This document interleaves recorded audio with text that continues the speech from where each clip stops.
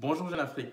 Donc vous m'excuserez pour ma tête, en fait, on est en confinement et je respecte les règles, donc du coup, mais bon, c'est pas ça le sujet, bref. Donc aujourd'hui, j'ai fait une interview avec Mouché Diatta. Donc l'interview, c'est en deux phases. Donc une première phase qui consiste à parler d'un concours, donc un concours international qu'il a réussi à avoir. Donc il était dans le top 3 dans le podium qui s'est déroulé aux États-Unis. Lui maintenant, il vit au Canada, il travaille dans le domaine des télécommunications. Donc, il nous a parlé de ce concours, il nous a parlé de l'entreprise ou de l'organisme qui s'occupe de faire ce genre de concours. Par exemple, si il y a dans le public, en fait, il y a des gens ou des jeunes Sénégalais qui veulent faire le challenge, donc du coup, qui veulent relever ce défi et amener le drapeau sénégalais ou africain plus haut, donc du coup, ils auront toutes les informations. Et du coup, en deuxième phase, donc, on a parlé de 5G. Donc, comme je vous ai dit, son domaine, c'est dans les télécommunications. Et en fait, son domaine fait partie de la chaîne pour la conception de la 5G ou de la 6G ou de la 4G. Donc, du coup, aussi, on a aussi parlé de 6G. Donc, on n'a même pas encore déployé de 5G. Moi, je parle déjà de 6G, mais c'est juste pour savoir si l'Afrique devait être dans la course pour la conception de la 6G et comment il voyait cette phase, ce challenge. Donc, du coup, vous verrez sa réponse. Donc, en gros, en fait, on a parlé de tous ces sujets. Et la vidéo est aussi longue. Donc, comme je vous l'ai dit, j'essaie de faire des formats sur 30 minutes. Mais les gens, ce que j'invite, ils n'ont même pas 30 ans. Donc, c'est des jeunes qui ont 2 ans ou 3 ans d'expérience et qui arrivent à tenir des discours sur 1 heure. Et même, je pense, même sur 2 heures, ils auraient pu. Donc, du coup, vous imaginez si on arrive à avoir des personnes qui ont 15 20 ans d'expérience. Donc, l'interview s'est passée sur tout ce sujet. Donc, je vous demande de vous abonner, de partager la vidéo, d'activer la cloche pour ne rien rater. Et merci.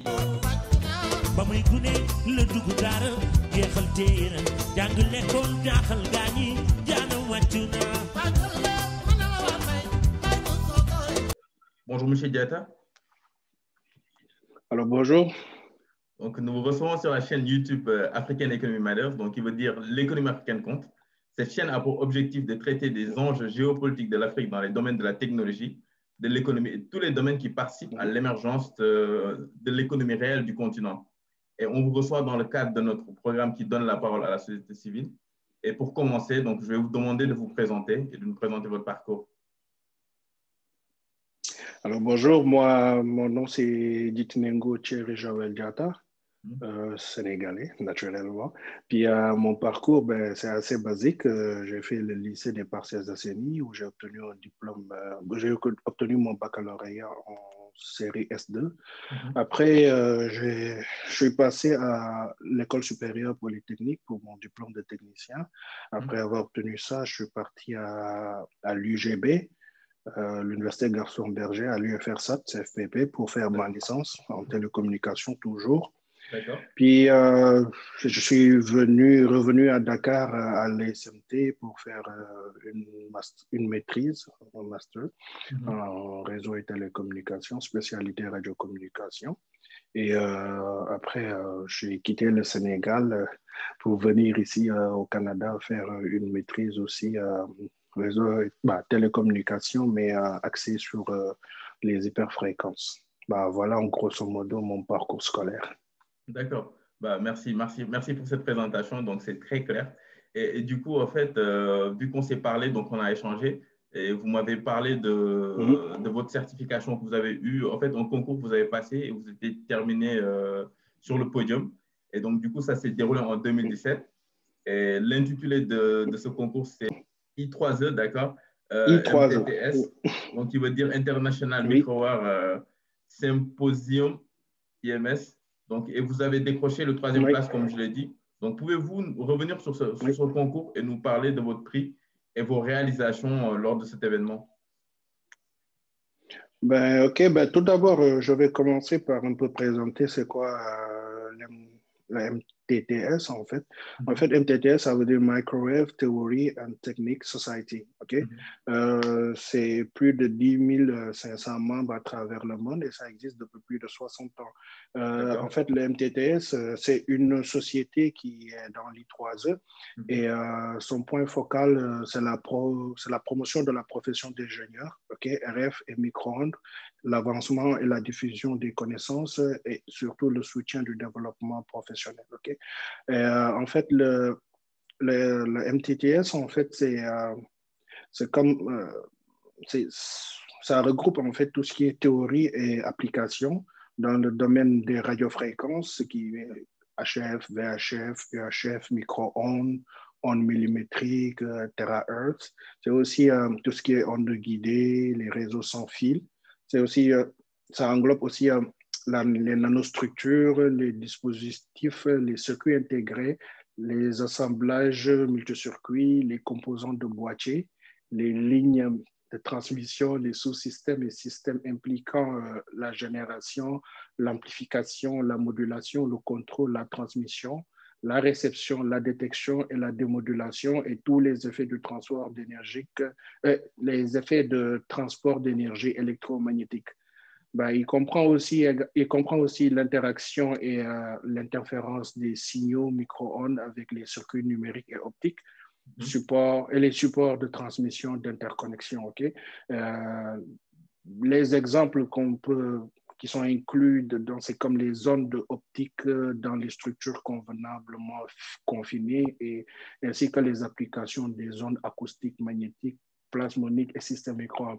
Voilà en grosso modo ce que la société MTTS fait dans l'I3E. Et comme vous le voyez, c'est comme un très, très, très, très grand domaine qui englobe beaucoup de spécialités dedans. Ok. Donc, ouais. Oui, je continuais par rapport au concours dont vous parliez. Le Student Design Competition, en fait, c'est un concours qui est organisé par l'MTTS, mais l'MTTS, c'est une société, il promouvoit, en fait, il fait la promotion du domaine. Il y a une conférence qui est la plus grande conférence au monde, qui s'appelle l'International Microwave Symposium, qui se déroule aux États-Unis et au Canada une fois, au Canada, mais ça se passe majoritairement aux États-Unis. Et en fait, dans ça, il y a un concours qui est organisé avec 12 spécialités.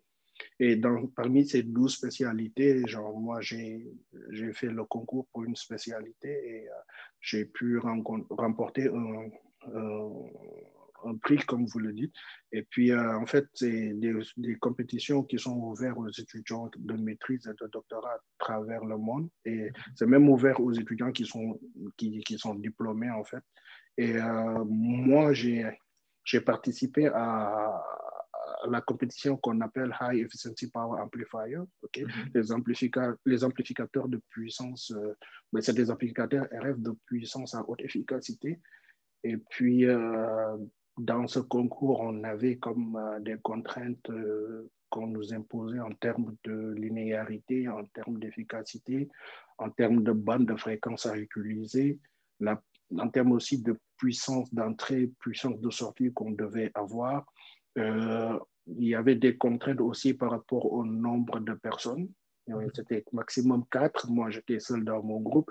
Et en fait, il fallait faire la théorie, la simulation, la réalisation et la mesure d'un amplificateur de puissance en respectant toutes les contraintes que je viens de citer précédemment. D'accord. Et du coup, si je comprends bien, vous étiez seul dans votre groupe alors que les autres... OK. Ouais. Et puis, majoritairement, c'est que des doctorants. D'accord. Et c'est ça. Parce que c'est un concours qui vraiment va chercher comme. C'est pas quelque chose d'universitaire seulement, mais ce qu'on nous demande, c'est des produits qu'on fait niveau secondaire, c'est des produits qu'on fait niveau industriel, en fait. Donc, on demande, il y a une haute exigence qui est requise dans ce concours. OK. Franchement, félicitations. Merci. Et du coup, je vais juste demander une petite question en fait pour savoir qu'est-ce qui vous a motivé à vouloir faire ce concours? Mes motivations, en fait, c'est que je travaille sur le domaine et puis le concours s'est présenté par ambition. Je me suis dit que ouais, je suis capable de faire. Puis les gens qui font ça ne sont pas forcément plus intelligents. Donc, c'est beaucoup de travail, beaucoup de sacrifices, mais au finish, c'est une très belle expérience. Puis ça booste en fait ça booste notre capacité à développer des choses parce que dans le concours, ce qu'on fait doit être fonctionnel en fait. C'est-à-dire le produit s'il n'est pas fonctionnel et qu'il ne respecte pas les contraintes, déjà à la base, vous ne participez pas, il ne mesure même pas votre truc. Donc, moi, j'ai voulu relever ce défi. C'est une question d'ambition. Puis, c'est ça qui m'a motivé. Puis, je suis dans le domaine, c'est ma spécialisation.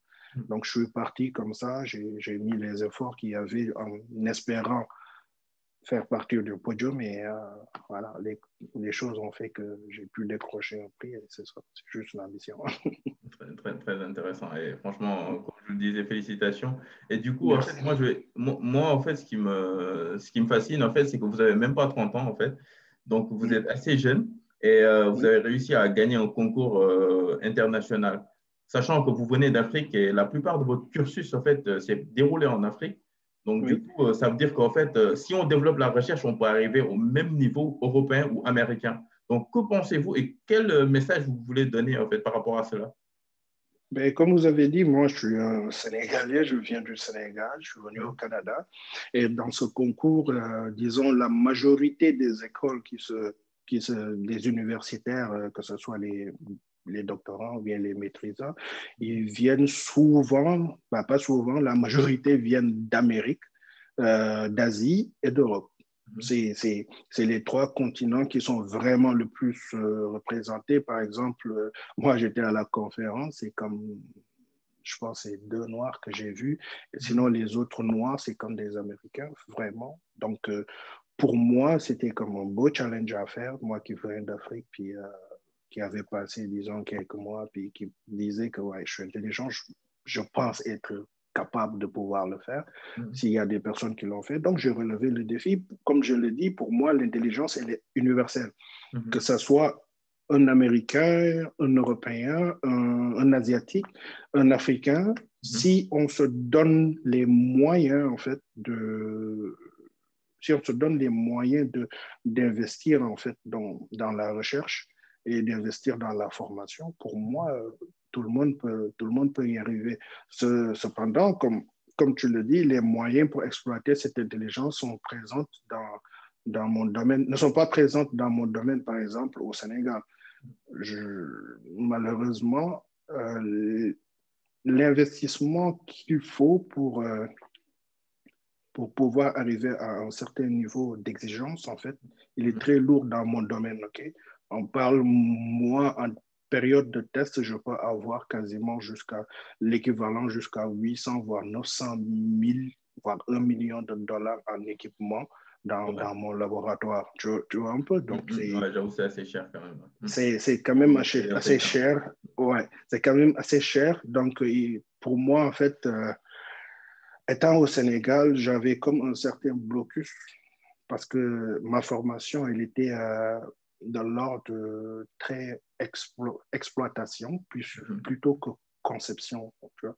Au Sénégal, on se limite plutôt à la théorie, à la simulation. Moi, j'avais ce problème parce que je voulais, moi, dépasser ce cap. Tu vois. Je voulais comme concevoir mes choses. Donc, j'ai été obligé de sortir du Sénégal. Et sûrement, beaucoup d'Africains comme vous et moi, nous avons à un instant donné voulu sortir du pays pour enquête de connaissances. Mais quand même, je voudrais ajouter qu'il y a en Afrique des universités qui sont dans le domaine RF et qui sont pas mal bien équipées. Je veux prendre un exemple, l'université de Pretoria en Afrique du Sud, qui sont vraiment présents dans mon domaine. Mais quand même, quand on fait le ratio d'universités qui sont capables d'évoluer dans mon domaine en Afrique, c'est assez faible. Il y a peu d'universités qui sont bien équipées quand même. Ouais. Et du coup, franchement, je pense que c'est un mot fort. Nous tous, en fait, on doit, plus notre gouvernement, donc essayer d'investir dans la recherche pour que nos jeunes, en fait, nous tous, nous restons en Afrique pour pouvoir le développer. De toute façon, dans tous les cas, sortir, avoir de la connaissance, c'est toujours bien, mais si on a tout ça chez nous, je pense que ça peut aider aussi. Et du coup, d'où ma question, en fait, la question. Donc, votre domaine, par contre, il est très technique. Je pense que voilà, la plupart des téléspectateurs, ils auront du mal. Donc, on va juste, par exemple, pouvez-vous nous parler en fait de son utilité et de ses domaines d'application, notamment, par exemple, on voit dans la 5G, dans la 4G et aussi dans le domaine de l'énergie solaire et des ondes radio, TV. Donc, pouvez-vous nous donner en fait l'utilité de de votre domaine, son domaine d'application. OK. Bon, moi, je travaille dans tout ce qui est émetteur RF. OK? Et dans un émetteur RF, ben, je dis émetteur RF, mais je travaille sur les circuits RF, en fait. Les circuits RF, c'est ça qui font l'émetteur RF. RF, c'est-à-dire? Donc, radiofréquence. D'accord. Okay. Donc, et on peut genre le subdiviser dans le domaine RF, on peut le subdiviser en deux parties. Une section qui est une section bande de base et une section qui est la section RF en fait. Et dans la section bande de base, en fait, on utilise des fréquences allant de quelques hertz à quelques kilohertz en fait, dépendamment de l'application qu'on fait. Cependant, cette bande, on ne peut pas l'utiliser pour transmettre de l'information dans un canal radio. Quand je dis canal radio, c'est dans l'espace, en fait, communément. Donc, on est obligé d'utiliser, en fait, une section qui est une section RF pour pouvoir faire ce transport d'informations et adapter l'information aux réalités du transport du canal radio, en fait.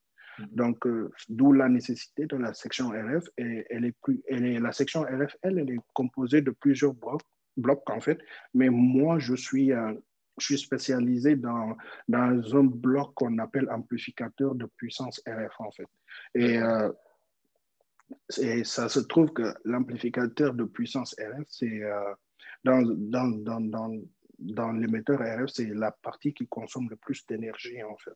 Donc, en fait, l'amplificateur, ça nous permet quoi? Ça nous permet, à partir d'un signal RF, faible d'avoir un signal de puissance plus élevé à la sortie de cette première. En fait. Donc, ainsi, pour toute communication, se faisant sans fil, nous sommes obligés en fait de faire voyager l'information numérique dans l'espace radio, qui est, elle, analogique. Vous voyez un peu? Donc, c'est ça. Mon domaine, en fait, il permet de faire ce transport et d'assurer, en fait, d'assurer la réception de l'information et que l'information soit compréhensible pour nous, lisible, entre guillemets. Donc, chaque technologie comme la 5G, la TV, la radio, a des exigences en termes de fréquence, de débit, de bande passante. Et notre domaine est d'assurer toute information provenant de ces différentes technologies soit acheminée dans le canal de transmission avec une certaine qualité de service, en fait. Et pour notre domaine, nous avons besoin de consommer de l'énergie afin d'atteindre notre but, d'où l'utilisation peut-être de l'énergie solaire dont vous avez fait acte tantôt. Bah, surtout nous en Afrique, je pense que l'énergie solaire, franchement, c'est vraiment, ça pourrait vraiment nous aider pour contrecarrer en fait, les besoins énergivores en fait, de ces technologies. Et d'où ma question, en fait. Donc, vous avez cité, donc, on a cité la 5G, 4G, mais pour cette interview, on va plus se focaliser sur la 5G, donc qui est la technologie à sortir. Et du coup, on voit notamment le bras de fer, par exemple, entre les États-Unis et la Chine. Et donc, par Chine, je fais allusion à Huawei, donc qui ont une technologie 5G qui aboutit. Donc, pouvez-vous nous parler de l'importance de l'amplificateur du signal RF, en fait, dans la 5G? OK. Bon, d'abord, je vais déjà fixer c'est quoi un amplificateur, déjà. OK. Donc, un amplificateur, en fait, de signal RF se trouve être dans la partie émission des systèmes de communication sans fil. OK. Et l'amplificateur, en fait, sert à délivrer un signal, OK, à l'antenne. D'accord. So, l'AP, quand je dis l'AP, c'est l'amplificateur de puissance. Elle est utilisée dans les émetteurs radio et les systèmes radar. Okay?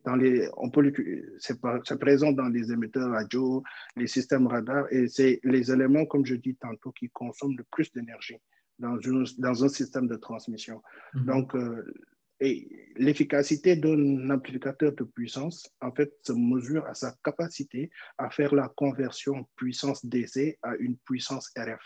OK?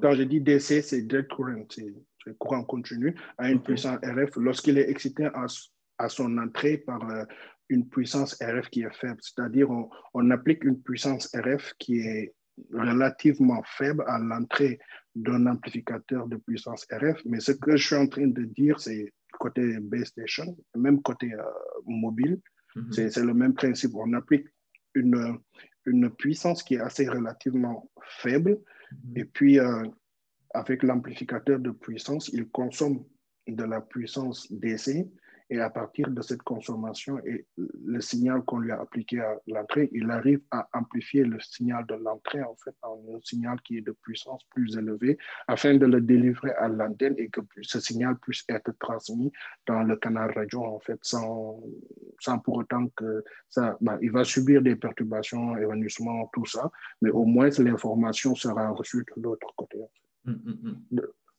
Parce que sans amplification en fait, donc avec les pertes qu'il peut y avoir donc au niveau de l'air en fait, donc du coup. C'est ça. Okay. C'est en plein ça.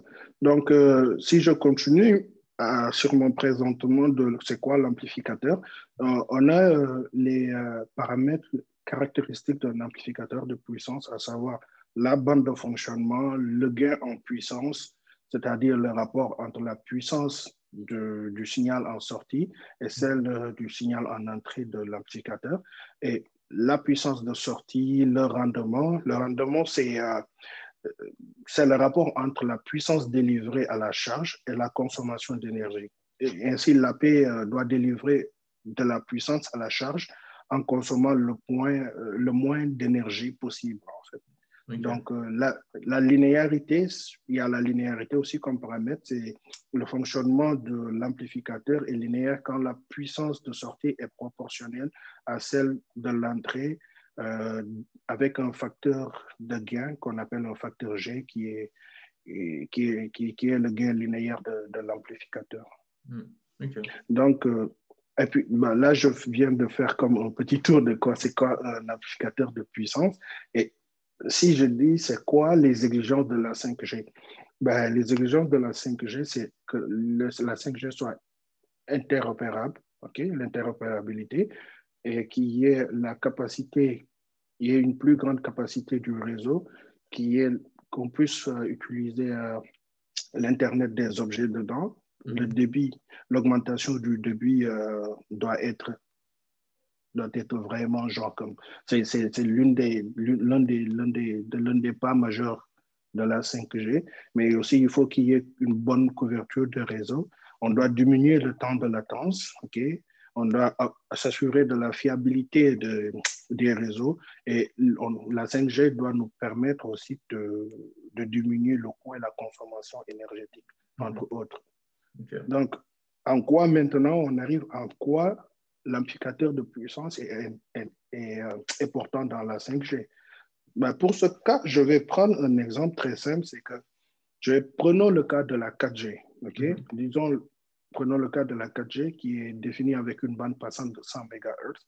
Et on va le comparer à une nouvelle bande qui s'appelle la bande M78 de la 5G, qui part de 3.3 à 3.8 pour soit 500 MHz. Donc, on remarque que la bande de la 5G, elle est 5 fois plus grande que celle de la 4G. Donc, ainsi, la 5G permettra donc de diminuer la latence qu'il y a dans le système de communication, d'augmenter le débit et de rendre meilleure la qualité de service. Nous sommes bien d'accord jusqu'à là. Donc, l'applicateur 5G, dans ce cas, devrait être capable, pour le cas dont je vous dis, devrait être capable, donc sur la nouvelle bande NRM78 qui est de 500 MHz, de pouvoir opérer sur les 500 MHz tout en respectant les paramètres caractéristiques que j'ai cités auparavant. Donc, nous pouvons dire que l'amplificateur de puissance 5G permettra à la technologie 5G d'atteindre ses exigences ciblées en termes de largeur de bande, de capacité, de couverture, de latence du réseau, d'interopérabilité, de débit et de coût et de consommation énergétique. Ok, mais juste une petite question parce qu'en fait, vu que la 5G, en fait, comme vous l'avez dit, il y a plus d'équipements qui vont, par exemple, il y a les IoT, il y a les téléphones, il y a tout ce qu'il faut, donc c'est normal que la bande aussi soit plus grande vu qu'il y aura plus Donc, on a besoin plus de débit. C'est ça. Et du coup, parce que les systèmes, je disais parce que les systèmes, il y a une demande qui n'était pas inclue dans la 4G, qui devient une nouvelle demande pour la 5G. Et pour que la 5G puisse répondre à ça, il faudrait qu'on ait plus de débit, moins de latence, et ça entraîne. Et du coup, donc, d'où ma question, en fait, donc, comme on le sait tous, donc, sans signal, il n'y aurait pas de 5G, il n'y aurait pas de 4G. Quelles sont les contraintes et les limites de votre métier, notamment dans ces domaines? OK, bon, pour les contraintes, en fait, on a des contraintes, dans mon domaine, on a des contraintes liées à l'intégration des circuits, OK? C'est-à-dire la difficulté à faire l'intégration d'une théorie. Ce n'est pas tout ce qui est faisable théoriquement qu'on peut faire dans la pratique, réaliser.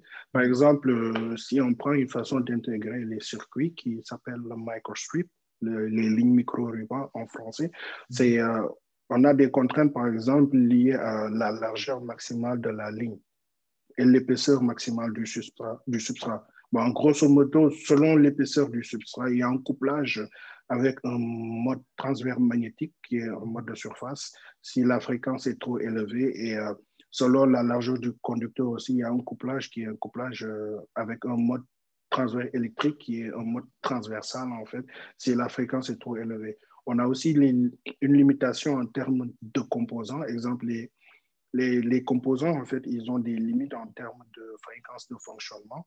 Okay? On a une limite par rapport à la production, les contraintes de fabrication. On a des limitations aussi dans les équipements de test, en fait, tout ce qui est limitation de fréquence, limitation de puissance des équipements de test, comme les générateurs de puissance, les analyseurs de spectre, etc. Et on a aussi la limitation du financement. Il peut arriver qu'une technologie ait une belle perspective dans le futur et que présentement, la demande ne se fait pas sentir sur le financement de cette technologie. Pour développer cette technologie, sera difficile. Et pour les contraintes, comme vous avez dit, pour développer mon domaine en Afrique, c'est bien ça votre question C'est aussi. ça, ouais. Pourquoi vous devenez, ouais. Ouais, les contraintes qu'on a, que peut-être moi, à mon niveau, je ne suis pas comme un professeur en Afrique, mais c'est une remarque que j'ai faite par rapport à mon cursus. On a un problème à établir un enseignement beaucoup plus spécialisé au niveau universitaire. Dans nos universités, malheureusement, on fait beaucoup de théorie, puis pour passer à la pratique, on fait beaucoup de théorie, simulation. Maintenant, pour passer à la pratique, ça demande de l'investissement. Puis dans ce domaine, pour moi, on a un problème d'un enseignement plus spécialisé, en fait. Mais il y a aussi les problèmes de financement de la recherche et des équipements de test, comme je vous ai dit, ça coûte vraiment cher. Mais il y a la difficulté aussi de mettre chez nous, de mettre sur place un vrai centre de recherche. En gros, genre, je dirais investir dans l'humain et dans le matériel, parce que pour le reste, nous tous, on a les mêmes limitations, en fait. Donc, si on investit dans l'humain, on investit dans le matériel, l'humain, c'est-à-dire dans l'éducation, la formation, tout ça, et qu'on investit dans le matériel, c'est-à-dire tout ce qui est équipement, tout ce qui est cadre professionnel, je pense qu'on peut vraiment, on peut compétir. On peut compétir parce que pour le reste, c'est juste, nous tous, on aura les mêmes limitations, en fait. Donc, ouais, pour moi, c'est ça. Et du coup, en fait, je vais poser une question et je vais voir ce que vous en pensez. Parce que, en Oui, fait, par exemple, on sait que pour la 5G, pour la 4G, pour toutes les technologies, oui, l'État, en fait, encaisse de l'argent. C'est-à-dire, les bandes fréquences que vous avez citées, oui. pour que les opérateurs, supposons, si on est dans le cas au Sénégal, pour que Orange, Mhm. Free utilise ces bandes fréquences, ils sont obligés de payer à l'État et c'est chiffré en millions d'euros. Donc, du coup, Oui. pourquoi pas, en fait, juste, qu'est-ce que vous y pensez, en fait, pourquoi pas l'État, ces millions qui sont débloqués pour le financement, pour acheter ces bandes fréquences, pourquoi pas, en fait, Oui. prendre cet argent pour financer certains projets comme la vôtre, en fait. Qu'est-ce que vous en pensez? Ben, moi, je te dirais que c'est une volonté étatique. Hein. Oui, la recherche, c'est du financement qu'on met. Et regarde, si on vend, ouais, on vend énormément, on vend des licences à des prix qui sont vraiment conséquents. On, on investit, bah, d'après ce qu'on dit au Sénégal, il y a un investissement lourd dans l'éducation. Mais depuis que nous, on est dans le système éducatif en tant qu'étudiant. Rarement sont les moments où on a pu quand même utiliser des équipements, faire vraiment de la recherche. C'est dur, mais moi je dirais que dans tout gouvernement, c'est une volonté politique qui fait que le gouvernement puisse investir dans la recherche. En Afrique, malheureusement, ça ne se passe pas comme ça. C'est ça qui est dommage. C'est ça. Et du coup, moi, je suis du genre très optimiste, en fait. Mm. Et d'où ma question. Donc, si l'Afrique devait être dans la course pour la conception de la 6G, avec quel aimeriez-vous travailler? Donc, j'imagine que vous seriez. Donc, pour arriver à un résultat concret. Parce qu'on sait que pour la 5G, nous avons Nokia comme fournisseur, nous avons Huawei, etc. Donc, comment voyez-vous le déploiement de la 5-6G en Afrique? Utopique. Pour moi, c'est une utopie de penser pouvoir compétir présentement dans mon domaine en Afrique, en fait. Au vu de ce que je viens d'expliquer, il y a des efforts à faire. La théorie, elle est compréhensible par tout le monde, mais pour innover, en fait, on a besoin dans mon domaine de faire avancer la théorie en même temps que la simulation et la pratique. Et cependant, certains de nos pays, ils ont la possibilité en Afrique, certains des pays ont comme la possibilité de contribuer, je dirais plus contribuer dans mon domaine, en tout cas dans la 6G. Et je pense que présentement, en fait, le côté dans lequel l'Afrique pourrait compétir dans la 6G, serait plutôt tout ce qui ne nécessite pas forcément un gros investissement en équipement, genre comme l'informatique, l'Internet des objets. Genre, pour moi, en fait, c'est le domaine dans lequel nous, on puisse vraiment contribuer significativement tout ce qui ne nécessite pas de gros investissements. Et pour revenir à la question du déploiement pour la 5G, c'est ça. Pour le déploiement de la 5G en Afrique, ce sera quand la technologie sera assez mature, hein, assez stable, mature pas, mais assez stable et bien testée dans les pays développés. Mais aussi, il y a un second facteur, il faudrait que présentement installer la 5G soit rentable en fait pour les sociétés de télécommunications. Okay? Mais quant au déploiement de la 5G dans les pays, ça se fera en deux phases. Hein. Donc, on peut dire qu'au moment où la 5G sera déployée en Afrique, elle suivra le même processus que le déploiement de la 5G qu'on aura déjà stabilisé dans les pays développés. Et pour le déploiement de la 5G, le 3GPP, en fait, et ça se passera en deux phases. Il y a une phase qui est appelée la phase non-standalone, NSA, où le réseau d'accès en fait, de la 5G et son interface New Radio sont utilisés en conjonction avec l'infrastructure LTE, 4G et EPC, Core Network déjà, respectivement 4G radio et 4G cœur en fait. Okay? Donc, rendant ici la technologie New Radio disponible sans remplacement du réseau. Dans cette configuration, seuls les services 4G sont pris en charge, par contre, mais profitant des capacités offertes par la nouvelle radio 5G, la latence sera plus faible et il y aura des améliorations, etc. Mais le non-standalone, en fait, est également connu sous le nom de ITRA NR Dual Connectivity, en acronyme EN-DC, ou architecture option 3. Je donne ces détails pour les gens qui sont intéressés, qui veulent aller voir, en fait, techniquement, ça veut dire quoi. Et donc, il y a la deuxième phase, en fait, comme je vous ai expliqué, le déploiement se fera en deux phases, la non-standalone et la phase standalone, où le New Radio, en fait, est connecté au cœur de réseau, le CN 5G. C'est uniquement dans cette configuration que l'ensemble complet des services 5G sera, dans la phase E, est pris en charge, en fait. J'espère que c'est un peu compréhensible. Oui, mais de toute façon, comme vous avez donné les détails pour ceux qui veulent aller plus loin, donc ça pourra... Exactement. Et du coup, demain, question 8. Donc, la consommation énergétique donc, de la 5G est assujettie à des débats pour la plupart. Donc, pouvez-vous nous en parler et comment, à votre niveau de conception de l'amplificateur de puissance RF, pouvez-vous impacter sur la consommation de l'énergie de la 5G? Et quelles sont les sources d'énergie qu'on peut utiliser en Afrique pour diminuer l'empreinte carbone de la 5G? OK. Pour ce point, moi, je vais déjà comme dire c'est quoi, en fait, ce que la 5G, comme tantôt j'ai expliqué un peu ce que la 5G apporte, mais là, je vais comme plus me focaliser en termes d'énergie. OK? Donc, il y a une dualité. Pourquoi je pose ça? C'est parce qu'il y a une dualité qui existe, en fait. On peut analyser d'une façon fausse la consommation de la 5G présentement. Euh, Pourquoi? Parce que la 5G, on dit que ça apporte plus de débit, OK, et moins d'attente. Et par exemple, il y a Orange qui dit que pour acheminer, disons, 1 giga de data, la 5G utilisera 2 fois moins d'énergie qu'à la 4G à son lancement et 10 fois moins d'énergie à l'horizon 2025.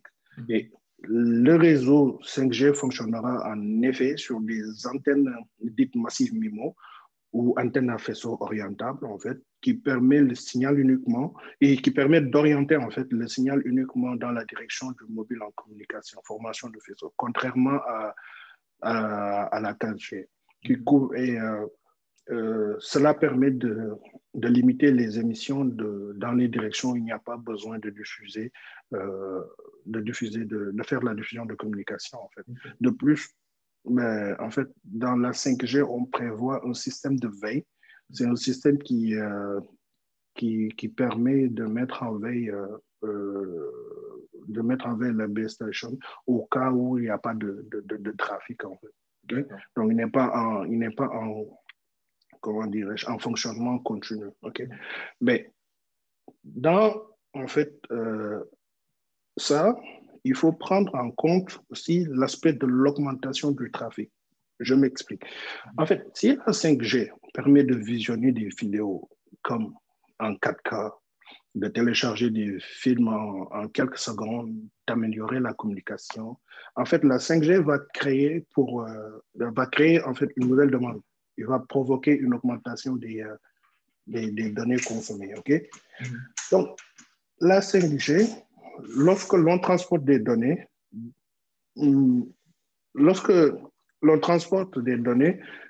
elle permet de le faire avec moins d'énergie. En revanche, elle augmente en fait considérablement les débits et permet donc un usage plus important. Donc, pour l'augmentation du trafic, je vais m'attarder un peu dessus parce qu'il y a une explication à donner.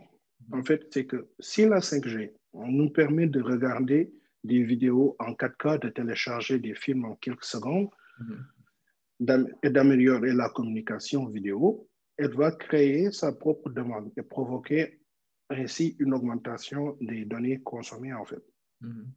Et la 5G permet, lorsqu'on transporte des données, de le faire avec moins d'énergie. En revanche, elle augmente considérablement les débits et permet donc un usage beaucoup plus important, donc de transporter davantage de données, ce qui est beaucoup plus consommateur, en fait. Il est donc erroné d'affirmer que la 5G permettra des efforts en matière d'énergie. Et après la première année de déploiement, il y a Bouygues qui dit que, par exemple, le directeur de Bouygues disait ça, qu'après la première année de déploiement, la consommation énergétique de tous les opérateurs affichera une augmentation importante. Mais présentement, chiffrer cette consommation d'électricité des stations 5G, c'est une chose qui est très, très, très, très compliquée parce qu'on n'a pas tous les paramètres, en fait. Donc, dans toujours l'augmentation du trafic, vous voyez, en fait, en termes de fréquence égale, couverture égale, débit égal, la 5G consomme 15 à 20% moins que la 4G. Ça, c'est des chiffres qui ont été donnés par Ericsson et Huawei qui sont présentement devant la course, en fait. Mais Huawei, en fait, ils ont sorti un livre blanc et ils estimaient que la consommation, par exemple, d'une antenne 5G représente 300 à 350% de celle d'une antenne 4G. Pourquoi? Parce que pour une charge du système à 100%, une antenne 5G consomme 3,5 fois plus d'électricité qu'une antenne 4G. À 50%, le coefficient est de 3. Et enfin, en absence de trafic, les antennes consomment toutes la même énergie. Okay?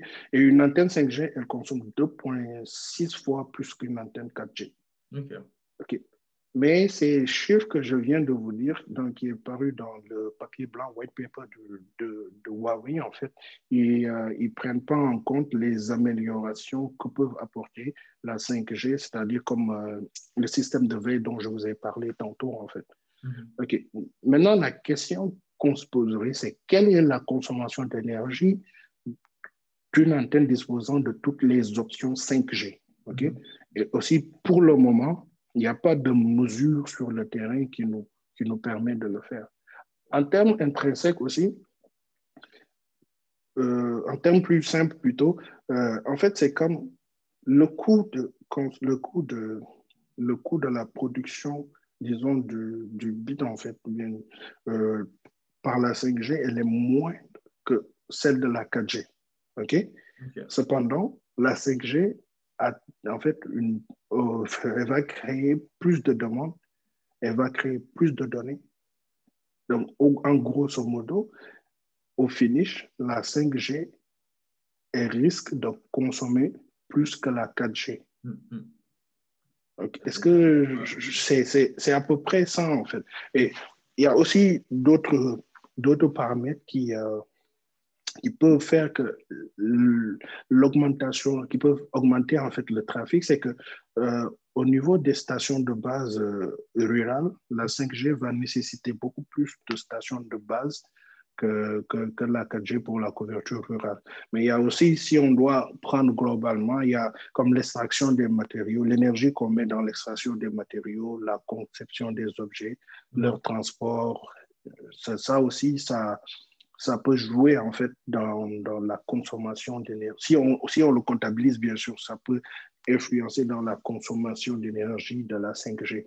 Donc, grosso modo, la 4G et la 5G permet d'avoir la 5G permet d'avoir plus de débit, mais en réalité, elle crée aussi plus de demandes, plus de données.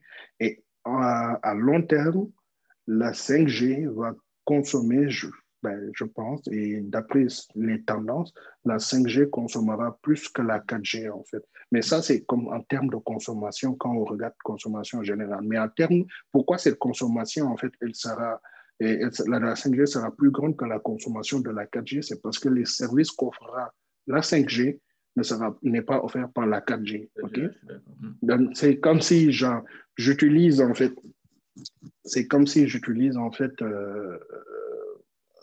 un système. Je vais prendre l'exemple, par exemple, je consomme 5 litres, par exemple, pour 10 km, en fait, pour la 4G, et on dit, OK, pour la 5G, disons, pour 20 km, je vais consommer 7 litres, en fait.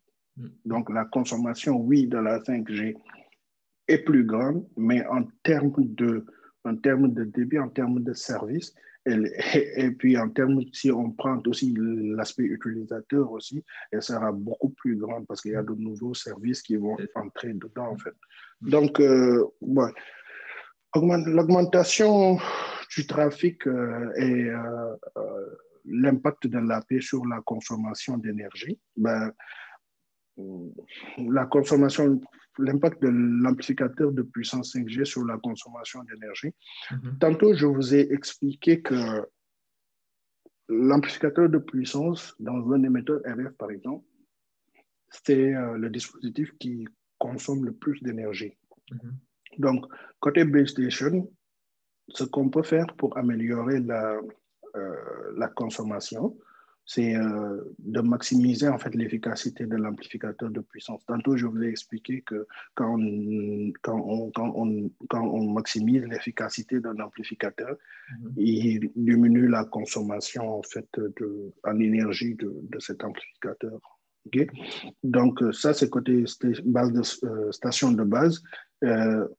on va essayer de maximiser l'efficacité de l'amplificateur de puissance afin de diminuer sa consommation d'énergie, mais tout en respectant les exigences de qualité de service. Okay? On est comme dans un compromis.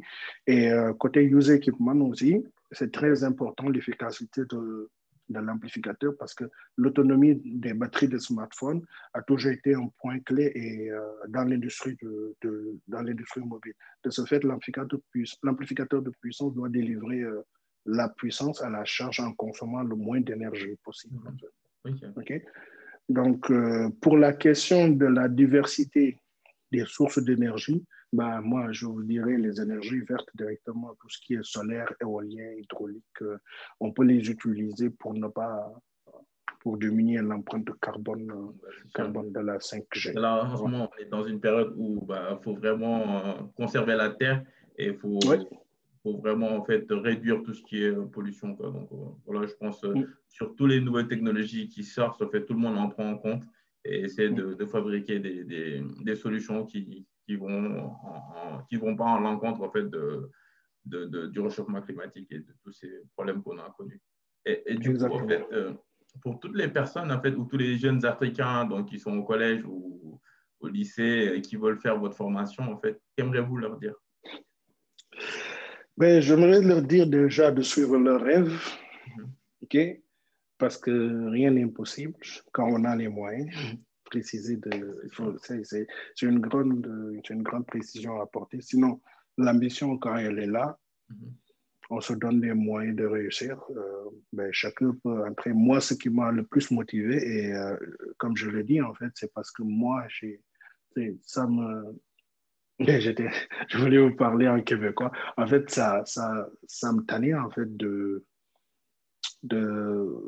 d'être là, puis de voir, par exemple, un équipement. Moi, on me dit juste, OK, il faut entrer dans l'interface de l'équipement, il faut le paramétrer comme ci, comme ça, puis voilà, quoi, ça te donnera un tel résultat. Moi, je pouvais plus, puis moi, je voulais en fait comprendre comment on arrivait à avoir un tel résultat, en fait, comment on a fabriqué l'équipement, comment l'équipement marche. Moi, j'étais plus dans ça et c'est ça qui m'a motivé vraiment à suivre des études dans ça, parce que disons que pour un ingénieur qui est un ingénieur radio, on lui dit, OK, la puissance à partir de l'antenne, elle est de tel dBm, toi, calcule le bilan de liaison pour que, genre, comme on ait un tel rayon de cellules, pour qu'il n'y ait pas de, voilà, quoi. De zone blanche. Ces zones blanches et tout et tout. Bon, moi, j'étais tanné de ça et ce qui m'a un peu motivé, c'est que moi, OK, comment l'antenne arrive à délivrer une telle puissance, en fait. Moi, c'est comment on a construit le système pour arriver à ça. Mais voilà, moi, c'était ça mes motivations. Et je me suis motivé. Et puis, pour les jeunes aussi qui veulent faire un concours, disons pas comme moi, parce que qui veulent faire un parcours plutôt qu'un concours, qui veulent faire un parcours comme moi, parce qu'il y en a qui ont fait des parcours plus intéressants que moi, qui sont dans mon domaine. Il y a plein de Sénégalais qui sont dans mon domaine. Malheureusement, ils sont ici dans des entreprises, ils sont dans des centres de recherche. Et en fait, dans les entreprises, quand le produit sort, c'est la marque du produit que vous voyez. Mais les personnes qui le développent derrière, vous ne savez pas c'est qui. Mais il y a énormément de Sénégalais qui sont dans mon domaine, qui font des choses. Parfois, mon Dieu, moi, je suis même dépassé. Donc, ouais, c'est ça, c'est la motivation, c'est le rêve. Il ne faut pas arrêter de rêver. Nous qui sommes Africains, déjà, je pense que c'est notre carburant le plus efficace, les rêves, parce que déjà, on est né dans des pays qui sont pas, disons pas, qui ne sont pas, des pays qui ne sont pas développés, en fait. C'est ça la réalité, il faut le dire. Donc, c'est se motiver, c'est avoir des rêves, c'est de se dire que ben, s'il y a des gens qui l'ont fait, moi, si on me donne les mêmes moyens, je peux le faire. Et puis, de ne pas se limiter, de ne pas se borner. Et surtout, j'aimerais dire une chose, il ne faut pas que les jeunes Africains oublient que le développement de l'Afrique, en fait, ne viendra pas des autres, ça viendra de nous. Et comme tout le monde a fait, à un instant donné, les Asiatiques, quitté l'Asie pour aller en Amérique étudier, ils sont revenus chez eux. Nous aussi, en tant qu'Africains, je pense que c'est un modèle qui est vivable. Si on a des limitations chez nous, on peut voyager, aller à l'extérieur, nous former. À partir de la formation qu'on aura à l'extérieur, et revenir avec ce bagage chez nous et l'adapter aux besoins de chez nous, parce que les besoins de chez nous ne sont pas forcément les besoins des pays dans lesquels on va étudier, en fait. Donc, en fait, et au final, moi, je dirais bon courage à tous les candidats qui voudront entrer dans mon domaine. C'est vraiment passionnant. Moi, je suis spécialisé en amplificateur de puissance, mais dans les chaînes de transmission, il y a énormément de spécialisation. Et même dans les amplificateurs de puissance, il y en a qui, moi, je travaille dans les amplificateurs à haute efficacité. Il y en a qui travaillent dans les amplificateurs à faible bruit, les LNA. Il y en a qui travaillent dans les amplificateurs linéaires, les boosters. Et voilà, on a énormément de spécialités. Il y en a qui travaillent dans les oscillateurs, il y en a qui travaillent dans le traitement du signal. C'est tantôt, genre, en présentation de la société MTTS, tu vois, j'ai cité quasiment une trentaine, voire une vingtaine de domaines. Et tout ça, c'est des domaines de spécialisation qui ont encore des sous-domaines de spécialisation. Donc, j'encourage vraiment tous les jeunes qui veulent entrer dans mon domaine à se lancer. Bah, c'est comme vous l'avez dit tantôt, en fait, donc il y a pas mal de jeunes Sénégalais qui sont dans des domaines hyper compliqués, hyper techniques, et quand la marche sort, en fait, c'est plus l'entreprise qui les a employés, donc qui Exactement. alors que voilà, il y a des jeunes Sénégalais qui ont travaillé pour que cette technologie sorte. Donc, c'est pourquoi le but de cette chaîne, en fait, c'est juste pour vulgariser, montrer tous les talents qu'on a, et après, peut-être mettre ça au profit de nos pays pour les développer. Et du coup, M. Diatta, c'est quoi votre dernier mot?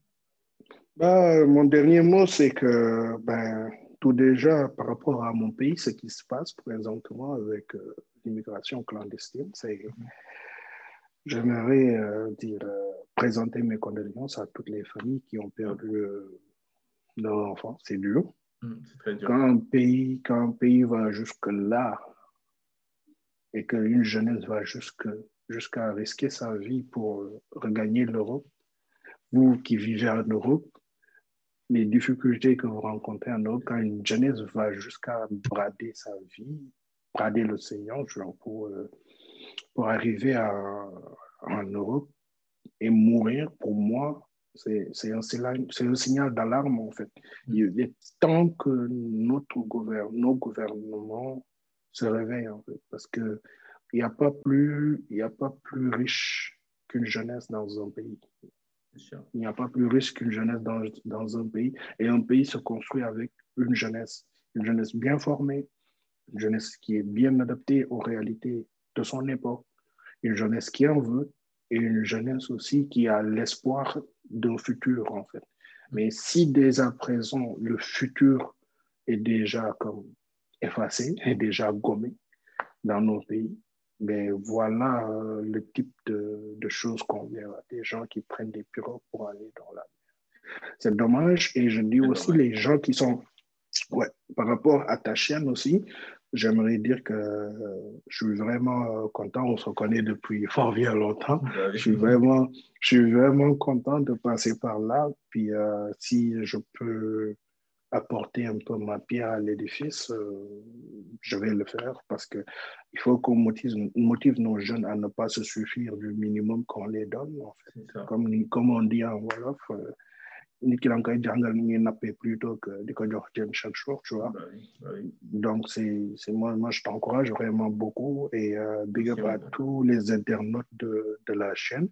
Et je fais un appel aussi aux gens parce qu'il y a des gens merveilleux. Moi, je suis comme même pas une goutte dans la mer. Là. Il y en a qui sont beaucoup plus calés que moi, qui sont beaucoup plus forts que moi. Je les appelle à se manifester, à partager leur expérience professionnelle, à venir nous parler de sujets, parce que c'est comme ça qu'on pourra bâtir en fait un futur pour notre Afrique, notre très chère Afrique.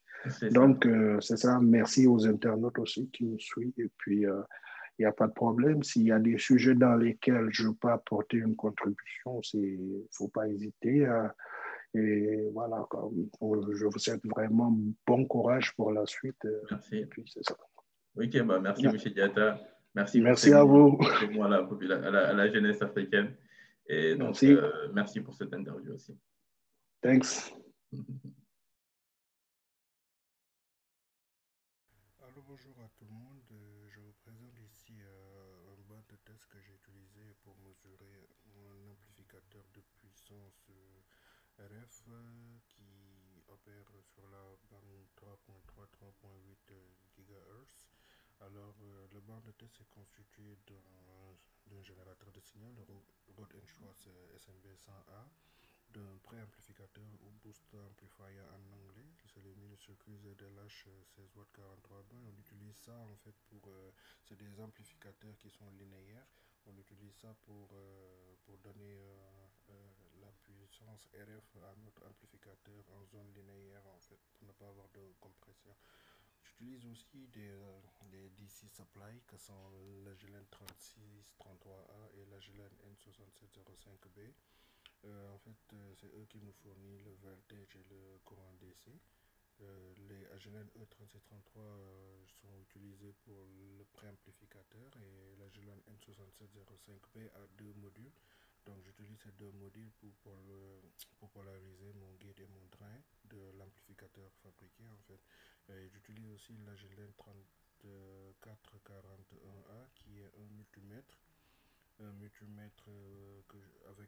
j'utilise la fonction ampèremètre pour mesurer le courant qui est consommé en drain de mon amplificateur et en fait je l'utilise parce qu'il a plus de digits que la GLN N6705B pour comparer les mesures si ça correspond. J'utilise aussi un paramètre N1912A à GLN. Ça me permet de monitorer la puissance qui est entre OMXA N9020A qui est lui notre analyseur de spectre. Et j'utilise aussi un atténuateur pour l'atténuation de la puissance de sortie de l'amplificateur et cela permet de protéger notre analyseur de spectre que je vous ai mentionné tantôt. Alors là, je vous présente un peu l'écran de l'interface d'un signal générateur, d'un générateur de signal. On peut configurer les fréquences, la puissance, les modulations qu'on utilise. Grosso modo, c'est un peu ça. Et tous les générateurs, tous les équipements que je vous présente ici, que ce soit l'analyseur de spectre ou bien le générateur de signal, les atténuateurs, on a des limites en termes de fréquence, en termes de puissance, pour tout quasiment. Donc ça c'est les DC Supply, comme je vous avais montré, les deux qui sont superposés à gauche, c'est pour le préamplificateur et celui de droite, vous voyez, il a deux modules, c'est pour polariser mon amplificateur. Alors là c'est l'écran d'un analyseur de spectre, on peut voir qu'on peut définir c'est quoi le reference level, c'est la puissance à peu près maximale qu'on va mesurer. Ok. Donc la puissance en fait qu'on doit mesurer doit être inférieure au référence level pour éviter de la compression au niveau de l'analyseur de spectre. Et on peut définir la bande de fréquence, le nombre de points de la bande de fréquence, le type de détecteur de puissance. Il y a énormément de paramètres aussi dedans, mais je vous le mets juste pour ceux qui sont intéressés, si vous voulez voir après c'est quoi. Alors là, je passe à un équipement qu'on appelle le KSI, le KSI PNI-X. En fait, le PNI-X, là, c'est le KSI PNI-X N5242B. Le PNI-X, en fait, c'est comme l'ensemble du banc que je vous ai montré tantôt. L'ensemble des équipements que vous avez vus ont été regroupés dans un seul équipement. Et cet équipement, c'est le PNI-X ici. En fait, il y a beaucoup de modèles de PNI-X, dépendamment de ce que l'on veut faire, des applications. Il y a beaucoup de modèles, mais ça, c'est le modèle N5242B. Là, je l'ai utilisé pour mesurer les paramètres S d'un filtre, en fait. Et ce filtre, je l'ai designé technologie Substrate Integrated Waveguide, guide intégré au substrat pour avoir moins de pertes dans la bande N78 qui est la bande 3.3-3.8 GHz du standard 5G. Et ce fait, son but, c'est en fait coup de bande. Son but, c'était de supprimer en fait la deuxième harmonique de la bande N78, c'est-à-dire la bande allant de 3.3 allant de 6.6 à 7.6 GHz. Et donc ici, vous pourrez voir qu'à peu près, on a dans la bande 3.3-3.8 une perte d'insertion maximale de 0.7 dB, alors que dans la bande 6.6, 7.6, on a une suppression d'au moins 24 dB. Alors, grosso modo, c'était ça que je voulais vous montrer. Et petite précision pour le KSI PNX, on peut l'utiliser aussi pour caractériser l'amplificateur, mais il faut faire des installations à peu près. Il faut y augmenter un préamplificateur à cause que sa puissance n'atteint pas certains niveaux. Il faut y ajouter des atténuateurs pour protéger les ports, des coupleurs pour le monitoring des puissances. À peu près, il y a une autre façon de le brancher que celui que je vous ai montré. Alors, j'espère que vous avez un peu vu, mais c'est pas la totalité des équipements, mais c'est juste un aperçu des équipements qu'on utilise dans le domaine RF. Merci.